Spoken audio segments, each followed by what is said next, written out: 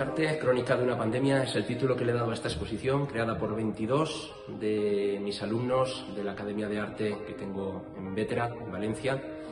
Hemos creado una exposición durante estos 2 últimos años que ha visto la luz este pasado día 23 de diciembre y que estará vigente hasta el 4 de enero de 2022. Podréis visitarla en horarios de tarde, en visitas guiadas con carácter privado, dado las restricciones propias del COVID, y en las que se resumen a modo cronológico, a modo muy sensible, todo lo que ha sido el desarrollo de la enfermedad, el desarrollo del virus, el desarrollo de esta gran pandemia a nivel global, que hemos intentado sensibilizar a través de obras de arte, realizadas todas en grafito sobre papel y con el mismo formato por parte de todos los alumnos, de todos los artistas, para resumir y hacer homenaje a las víctimas, a todas las personas que han estado padeciendo y padecen la enfermedad,